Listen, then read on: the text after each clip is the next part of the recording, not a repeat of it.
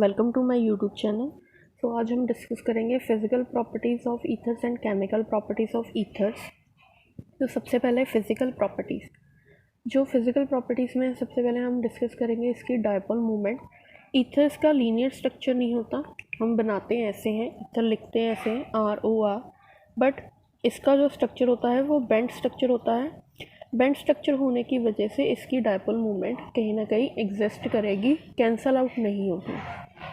Boiling point, ethers के boiling point laser होते हैं अल्कोहल से, बट ज़्यादा होंगे इनके कंपेरेबल मासेस से। जैसे कोई एन हेप्टेन ले लें हम, जिसका मास हम कंपेयर कर सकें किसी, जैसे इथॉक्सी इथेन, इथॉक्सीथेन, इनके कंपेरेबल मासेस होते हैं और इसका बॉइलिंग पॉइंट ज़्यादा होगा एन हेप्टेन से।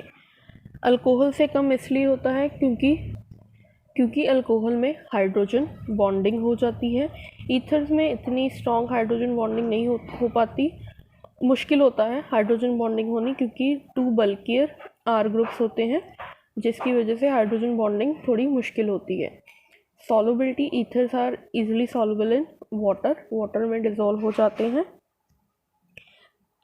स्मॉल ईथर्स होंगे, जिन स्मॉल ईथर जैसे CH3OCH3, हायर ईथर डिज़ोल्व नहीं हो पाते वाटर में, क्योंकि उनमें हाइड्रोजन बॉन्डिंग के चांसेस बिल्कुल भी नहीं होंगे।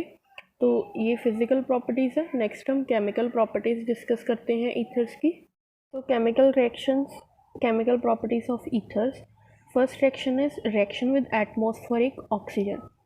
तो जो ईथर है, ईथर के अराउंड जो ऑक्सीजन होता है, ऑक्सीजन के अराउंड जो ये कार्बन है, इन्हें हम अल्फा कार्बन बोलेंगे, ये बीटा कार्बन होंगे।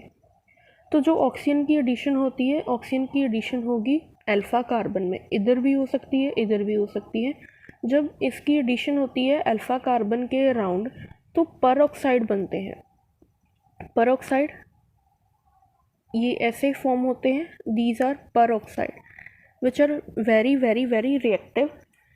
तो पेरोक्साइड की फॉर्मेशन होने की वजह से इनके बॉइलिंग पॉइंट इंक्रीज़ हो जाते हैं। बॉइलिंग पॉइंट इंक्रीज़ हो जाएंगे, ये जल्दी हम बोल सकते हैं कि ये अगर पेरोक्साइड फॉर्म हुआ है तो पेरोक्साइड ईजिली एक्सप्लॉयड कर सकता है, एक्सप्लोजिव इन नेचर हो सकता है ये पेरोक्साइड। तो ये इसका नेचर होता है। ईथर्स वैसे ही रिएक्टिव, ईथर्स जो होते हैं वो हाईली इन्फ्लामेबल होते हैं, बट जब हम इसे पेरोक्साइड के साथ पेरोक्साइड इसका बन जाता है तो ये हाईली रिएक्टिव हो जाते हैं। नेक्स्ट रिएक्शन करेंगे हम विद क्लोरीन इन डार्क और इन लाइट।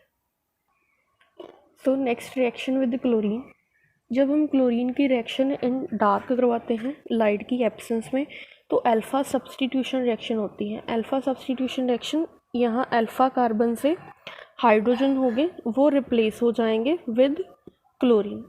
तो ये पॉजिटिव वाला क्लोरीन इस हाइड्रोजन को रिप्लेस कर देगा, और जो हाइड्रोजन है वो इस नेगेटिव के साथ 2HCl रिमूव करेगा। तो यहाँ पे अल्फ़ा सब्सटीट्यूशन हुई। बट जब हम लाइट की प्रेजेंस में रिएक्शन करवाएंगे तो फ्री रेडिकल मैकेनिज्म फॉलो किया जाता है, इनके फ्री रेडिकल्स बनते हैं।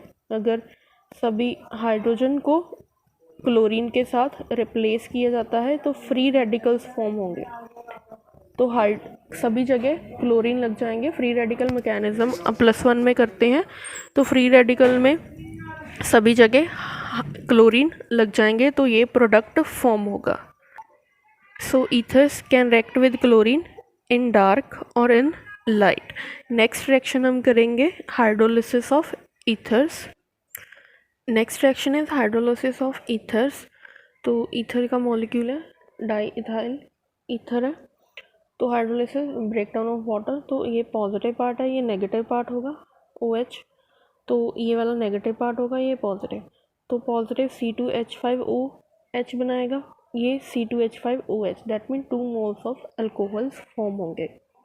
तो ये रिएक्शन इंपॉर्टेंट है। रिएक्शन विद कंसनट्रेटेड एसिड्स, जब एसिड्स के साथ रिएक्शन करवाई जाती है तो ऑक्सीजन के पास लोन पेयर्स हैं, तो वी नो एसिड जो होते हैं वो प्रोटॉन डोनर होते हैं। ये प्रोटॉन के साथ जो है ऑक्सीजन कोऑर्डिनेट बॉन्ड बनाता है, तो इसके जो होंगे सॉल्ट या कम्प्लेक्स स्ट्रक्चर्स फॉर्म होंगे। सिमिलरली विद ल्यूइस एसिड ये BF3 बोरॉन के पास एम्प्टी ऑर्बिटल्स होते हैं टू एक्सेप्ट लोन पेयर। तो सिमिलरली इसका ल्यूइस बेस बन सकता है AlCl3 के साथ। तो जब ये इसके साथ रिएक्ट करते हैं तो जो ऑक्सीजन है, ऑक्सीजन इसे लोन पेयर डोनेट करता है। तो बोरॉन के पास एम्प्टी ऑर्बिटल्स होने की वजह से ये इसे एक्सेप्ट करेगा, तो एक कॉम्प्लेक्स स्ट्रक्चर बनेगा जिसे हम इथरेट बोलेंगे। नेक्स्ट हम कुछ केमिकल प्रॉपर्टीज़ डिस्कस करेंगे अराइल ईथर्स की। Electrophilic substitution reactions of ethers. Electrophilic substitution reactions ये फिनोल की तरह ही शो करता है ऑर्थो पैरा पोजीशन पे, क्योंकि जो OR ग्रुप होता है वो +R इफेक्ट शो करता है और जो नेगेटिव चार्ज आ रहा है वो ऑर्थो और पैरा पोजीशन पे आ रहा है। तो इसलिए जो सब्स्टिट्यूशन होती है इलेक्ट्रोफाइल जो आते हैं वो ऑर्थो पोजीशन पे लगेंगे या पैरा पोजीशन पे। तो यहाँ पे मैंने फ्रीडल क्राफ्ट एल्काइलेशन लिखी है। तो जो CH3 ग्रुप होगा या तो ऑर्थो पोजीशन पे आएगा या पैरा पोजीशन पे। मेजर ये बनते हैं symmetrical. This is orthomethyl anisole, this is paramethyl anisole. Similarly acylation with CH3COCl, तो ये फॉर्म होंगे प्रोडक्ट ऑर्थो पोजीशन पे और पैरा पोजीशन पे। This is orthomethoxy acetophenone, this is paramethoxy acetophenone. Next reaction है नाइट्रेशन। नाइट्रेशन में NO2 group होगा, वो ऑर्थो पोजीशन पे आएगा और पैरा पोजीशन पे। तो ऑर्थो नाइट्रो एनिसोल और para nitro anisole. Similarly halogenation में ऑर्थो पोजीशन पे, ठीक है, तो ये हम लिख सकते हैं ऑर्थो ब्रोमो एनिसोल, ये पैरा ब्रोमो एनिसोल। तो ये कुछ रिएक्शंस होती हैं इलेक्ट्रोफिलिक सब्स्टिट्यूशन रिएक्शन। एक रिएक्शन रहेगी that is reaction of ethers with acid halides and acid anhydrides. तो ईथर है ROR, इसकी मैं रिएक्शन करवा रही हूँ विद एसिड एनहाइड्राइड COCl। तो ये पॉजिटिव पार्ट है, ये नेगेटिव है, इसमें ये नेगेटिव है, ये पॉजिटिव है। तो इसके पास जाएगा ये, तो क्या फॉर्म होगा ROCOCH3, एस्टर फॉर्म होते हैं। तो साइड प्रोडक्ट क्या होगा अल्काइल हैलाइड RCl। तो ऐसे एस्टर फॉर्म होते हैं when we treat ethers with acid chlorides. जब हम इसे एसिड एनहाइड्राइड्स के साथ ट्रीट करवाएंगे तो सिमिलर रिएक्शन, सेम ही प्रोडक्ट बनेगा, एस्टर फॉर्म होंगे। तो C2H5O C2H5, acid anhydrides are CH3COO COCH3। कोई भी ग्रुप हो सकता है, यहाँ पे R ग्रुप ले लेते हैं, यहाँ पे R लिख लेते हैं।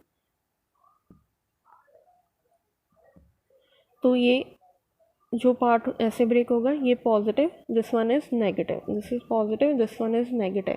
तो negative goes to positive, this is also ester RCOR, और positive goes to negative, this is also ester RCOR। तो 2 मोल्स हम लिख सकते हैं, 2 मोल्स ऑफ एस्टर जो होंगे वो फॉर्म होंगे। तो ये थी केमिकल प्रॉपर्टीज़ ऑफ ईथर्स। इसके साथ ये हमारा चैप्टर ख़त्म हो गया। कल के लेक्चर में हम कुछ क्वेश्चंस डिस्कस करेंगे, NCERT क्वेश्चंस ईथर्स के, अल्कोहल फिनोल्स के। तो कल के लेक्चर में वो क्वेश्चन सेशन होगा। Thank you for watching. I hope आपको लेक्चर समझ आया होगा।